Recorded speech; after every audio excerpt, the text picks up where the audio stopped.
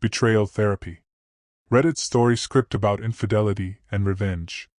Update. My wife cheated on me with our marriage counselor. I'm planning the perfect revenge.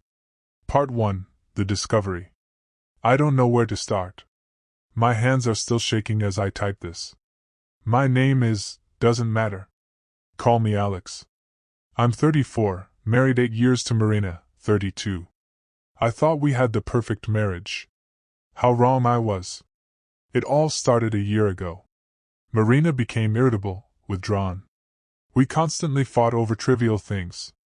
I suggested marriage counseling. Let's try it, honey. Maybe a professional can help us figure this out. She agreed faster than I expected. Too fast, as I now realize. Dr. Vladimir Petrovich Sokolov.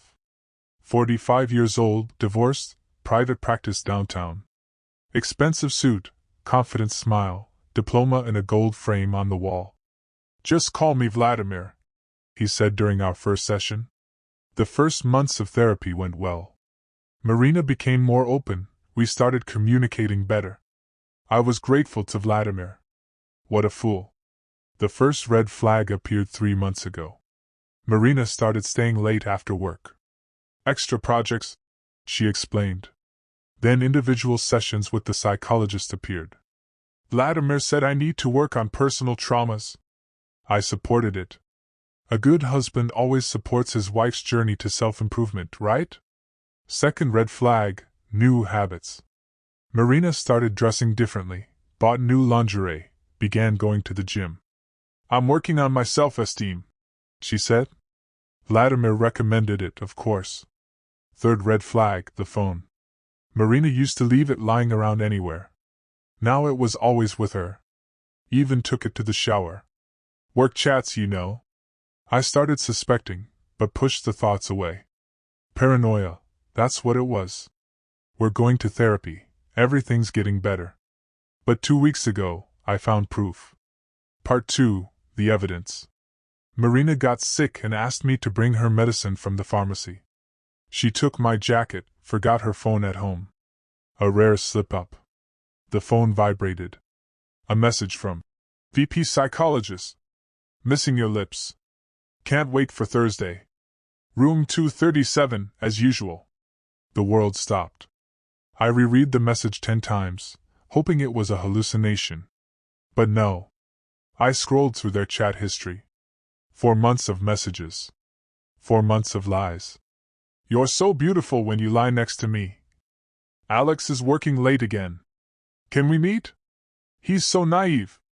Thinks therapy is actually helping us. After my divorce, I thought I could never love again. You changed everything. Photos. Videos. Details of their meetings at the Europa Hotel.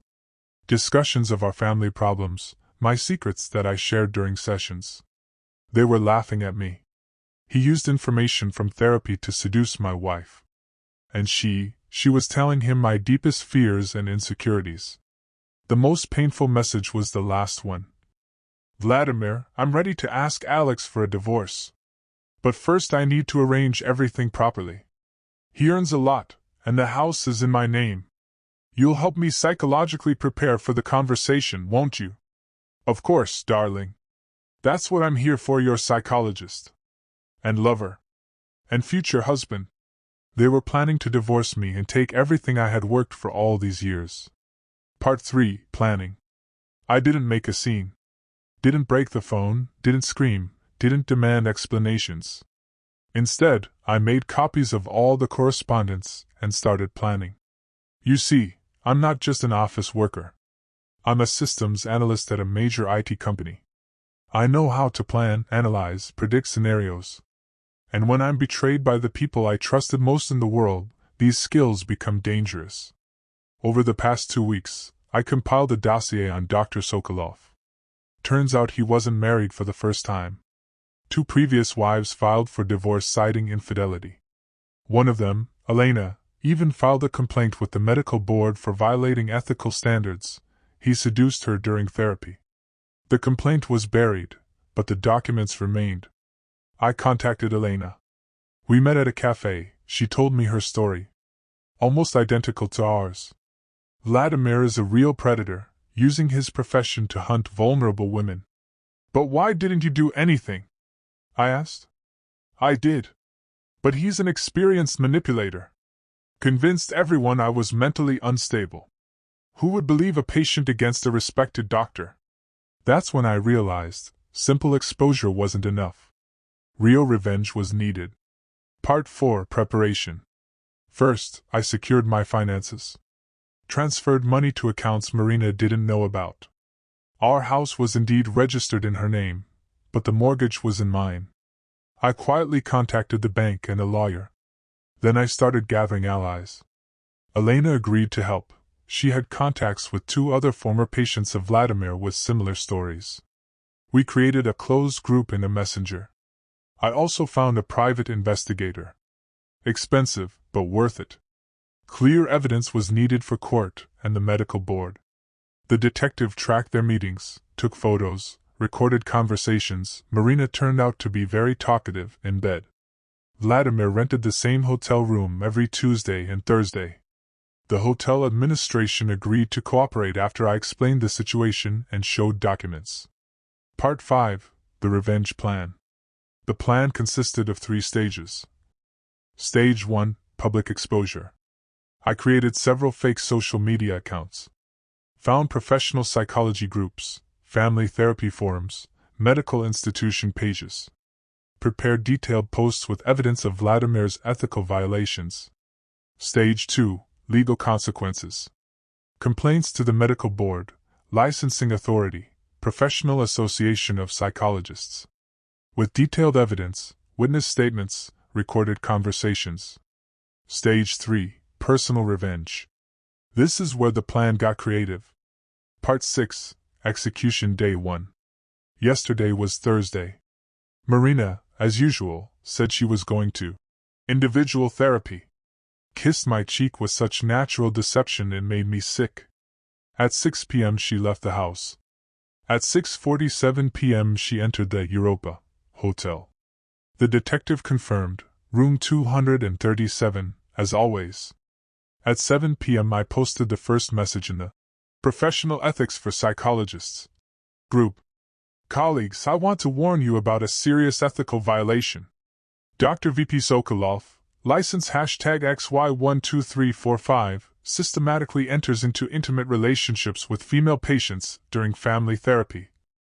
I attached part of the correspondence, names encrypted, photos from the hotel, copies of documents about previous complaints. By 8 p.m. the post had 47 comments.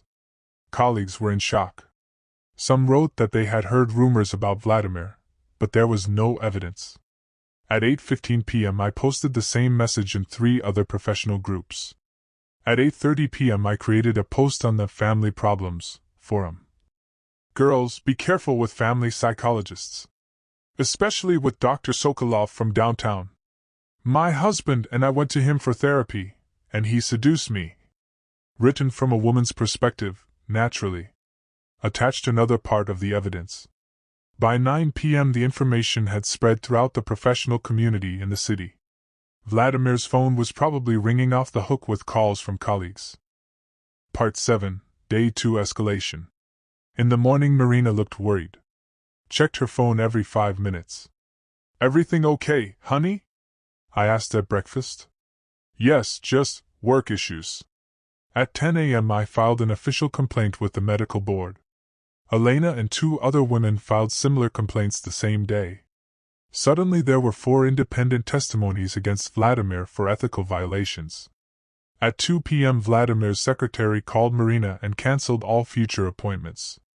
The doctor is temporarily suspending his practice for personal reasons. Marina came home pale. Our psychologist got sick, she said. Maybe we should find another one. Of course, honey.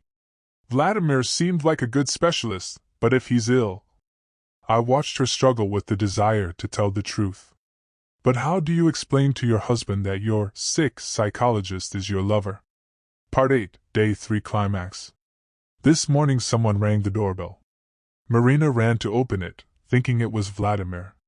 A courier stood on the threshold with official documents. A court summons for divorce proceedings.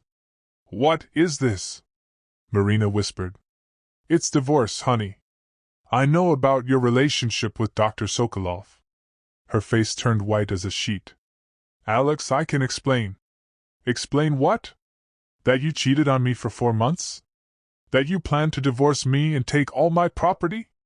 That you laughed at me with the person I trusted with my deepest fears? I showed her the printed correspondence. Or explain this? He's so naive, thinks therapy is actually helping us? Marina collapsed on the couch and cried. But these weren't tears of repentance, tears of a caught thief. It's not what you think. It's exactly what I think. And you know what's most interesting? Your precious Vladimir is probably losing his license right now. The medical board takes ethical violations very seriously. Especially when there are 4 independent complaints. 4? Oh yes. Turns out you're not the first. And not the second. And not the third. Congratulations, you're part of a pattern. Vladimir is a serial hunter of married women. Part 9, The Unraveling. Marina tried to contact Vladimir, but his phone was turned off. She drove to his office. There was a sign hanging. Temporarily closed. By evening she realized Vladimir had abandoned her. Faced with professional ruin, he chose to save his career over love. He said he loved me. Marina sobbed. He said the same thing to 3 women before you. It's his method. But we had plans. Plans to rob me. Yes, I know. Then she tried to play on pity. Talked about midlife crisis, about feeling unattractive, about how Vladimir gave her confidence. You know what's the worst part? I said. Not that you cheated. Not that you planned to rob me. But that you told him my secrets. Everything I shared in therapy became material for your bedroom games. Part 10, Consequences. A week has passed. Vladimir lost his license and closed his practice. His wife, yes, it turned out he had remarried, filed for divorce. Several clients filed lawsuits for damages. Marina hired a lawyer, but the evidence was irrefutable. The house is registered in her name, but the mortgage is in mine, and I can prove that I made all the payments. She won't get alimony, adultery with evidence. Most interesting, she's still trying to contact Vladimir. Calls from different numbers, writes emails. But he disappeared. Probably left for another city to start over under a new name. Part 11, Epilogue 1 month later. The divorce is finalized. Marina got the house with a mortgage she can't pay. I got my freedom and kept my savings. Vladimir really disappeared. Elena says she saw an ad for the sale of his apartment. The coward fled as soon as he realized the game was over. Marina tried to apologize, asked for a second chance. Said she was bewitched, that Vladimir manipulated her like a professional. Maybe it's true. Maybe she really was a victim of a predator. But that doesn't change the fact that she betrayed me, planned to rob me, and laughed at my weaknesses. Part 12, Reflections. You know what's strangest? I don't feel satisfaction from revenge. I expected to feel triumph, justice, closure. Instead I feel emptiness. 8 years of marriage destroyed. The woman I loved turned out to be capable of such betrayal. The person I trusted to help our relationship turned out to be a predator. The revenge was logical, methodical, successful. But it didn't restore my trust in people. Didn't heal the pain. Didn't make me happier. Perhaps the best revenge would have been to simply leave and start a new life. But then Vladimir would have continued hunting other women.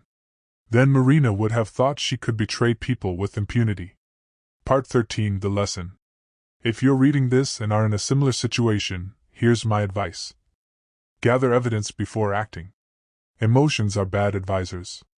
Cold logic is the best friend of a betrayed person. Don't act alone.